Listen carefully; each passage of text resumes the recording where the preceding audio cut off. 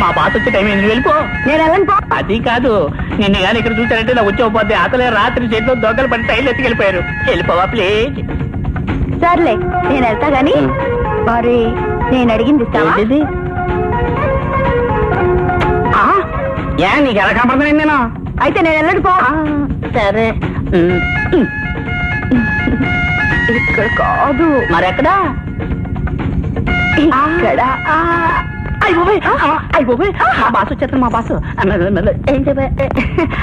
నమస్కారం సార్. నమస్కారం సార్. నమస్కారం సార్. ఎక్కడ దాచావురా చెప్పు. దాచడమేంటి సార్? ఆశ్చర్యపోతావేరా, నాకు ఊళ్ళంతా కళ్ళేరా అంటే ఇద్దరు టైప్ అన్నమాట. చెప్పు ఎక్కడ దాచిపెట్టావు? ఏయ్, నిన్ను డ్రైవర్ గా తీసేసి వాచ్మెన్ గా పెట్టారని రాత్రి టైర్లు కాజేయించావు కదూ. రాత్రి పోయిన టైర్లు కాదురా, మొన్న పోయిన హారన్లు కూడా నీ దగ్గరనే ఉన్నాయి. అవుతావేట్రా? ఇక్కడ నాకు రేడియేటర్ బాయిల్ అయిపోతుంటే నీకు నీకు చావురుకున్నా అంటే నేను వాచ్మెన్ నువ్వు ఓనర్వే. నిన్న టైర్లు కాజేశావు, మొన్న హారన్లు కొట్టేశావు, రేపు ఫస్ట్ ఎయిడ్ బాక్స్ కాజేస్తావు. నిన్నిట్లా వదిలి పెడితే నా ట్రావెల్స్ నీకు ఇచ్చి నీ వాచ్మెన్ పోస్ట్ నేను చేయాలి అంతే కదూ. నువ్వు నవ్వుతావేమిట్రా? నువ్వు సీరియస్ గా ఉండాలి సీన్లో న్యాయంగా.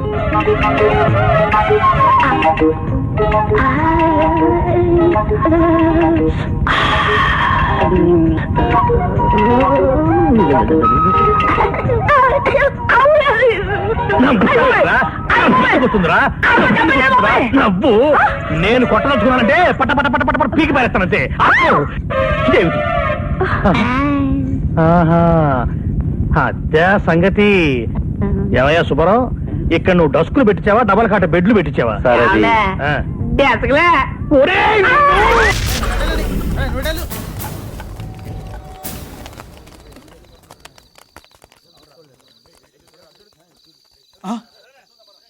ఒకటి రెండు మూడు మూడు ఉన్నాయండి. చెక్ చేద్దాం. ఇది సింహమే, ఇది కూడా సింహమే.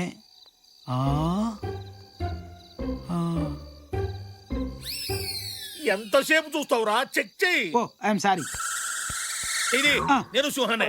మన ఇంట్లో రెండు సింహాలే ఉండాలి. ఈ మూడో సింహం ఎక్కడిది? రెండు సింహాలు పక్క పక్కనే ఉంటే ఊరుకుంటారా? ఓహో, సింహాలు కూడా సంసారం చేస్తున్నాయి అన్నమాట. ఇదేరా నిజం చెప్తే ఎవడు నమ్మడు.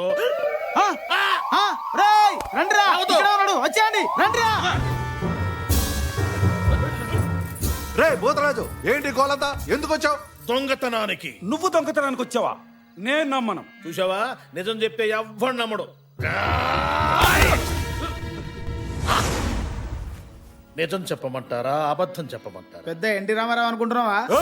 ఏదో ఒకటి చెప్పు. ఏదో ఒకటి చెప్పను, ఏది కావాలో అదే చెప్తాను. రేయ్, నిజం చెప్పు. తేడా వచ్చిందో చీరేస్తా. నువ్వు చేరేసినా ప్యాంట్ వేసినా నేను చెప్పేది నేను చెప్తాను. చెప్పవయ్యా. గోదావరి నదీ తీరాన వెన్నెల వెలుగులో మేం జలకాలాడుతున్నాం.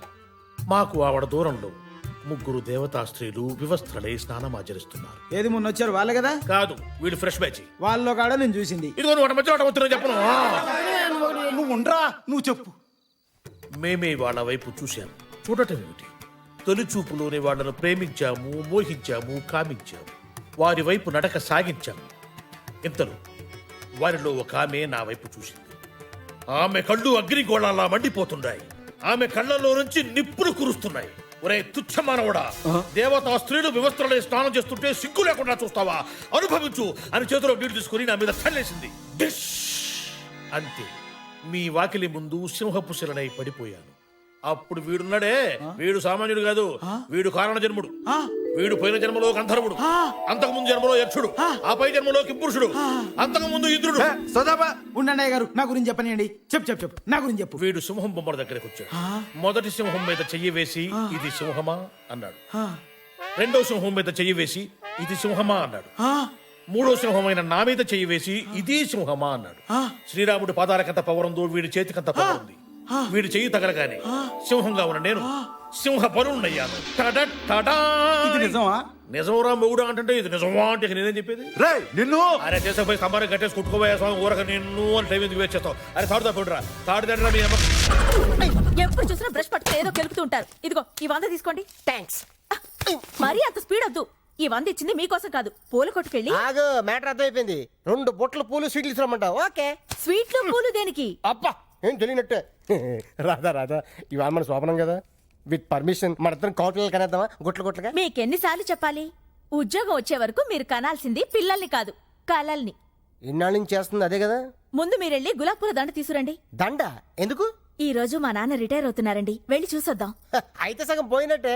ఫ్యూచర్ లో నాలాంటి ఒకటికి ఉద్యోగం వచ్చే అవకాశం ఉందన్నమాట. మీరు కాస్త నోరు ముస్తారా? నా కర్మ కాకపోతే ఇలాంటి ఏదో సాకు చెప్పే నా పుట్టింటికి వెళ్లాల్సి వస్తుంది. అబ్బా, కొంచెం నవ్వుతూ చెప్పు.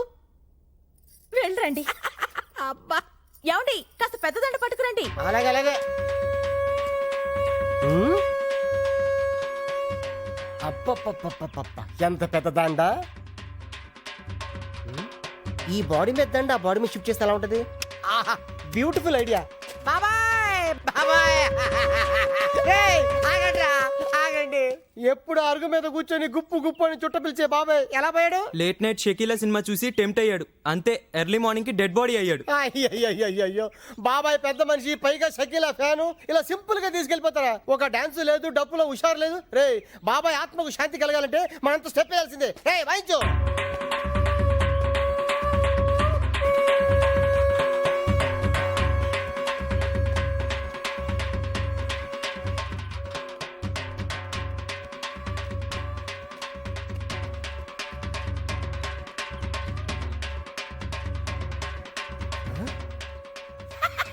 వంద మిగిలింది. రాధా డార్లింగ్, దండ రెడీ. 100 రూపాయలకి ఇంత పెద్ద దండ?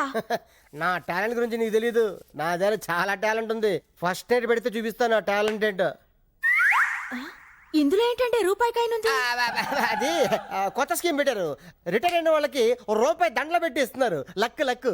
ఇది ఫ్రెష్ గా ఉన్నప్పుడు మీ నాన్న మళ్ళీ వేద్దాం. తొందరగా వెళ్దాం పద. లేపు చెప్తాను. అమ్మాయి రాధా, ఏ మాటకు ఆ మాట చెప్పుకోవాలి. మీ ఆయన ఎందుకు పనికిరాడు అనుకున్నావా? ఆ శవం ముందు ఎంత బాగా డాన్స్ చేశాడు అనుకున్నావు? శవం ముందు డాన్సా? అవును. అన్నట్టు ఆ శవం మీద వేసిన దండ ఎందుకు తీసుకొచ్చాను ఆయన? నీ శవానికి వేద్దామని. నీకేం పనిలేదా? అంటే రాదా, ఫ్యూచర్ లో అలాగో మీ నాన్న శవం కావాల్సినాడు కదా, అడ్వాన్స్ గా దండేసేద్దామని నిన్ను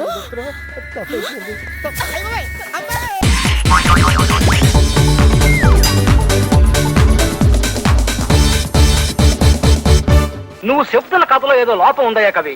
అప్పుడు జయమాలని డాన్స్ చూడటానికి ఆంజనేయులు ఫ్యామిలీతో సహా కబ్బుకెళ్ళాల.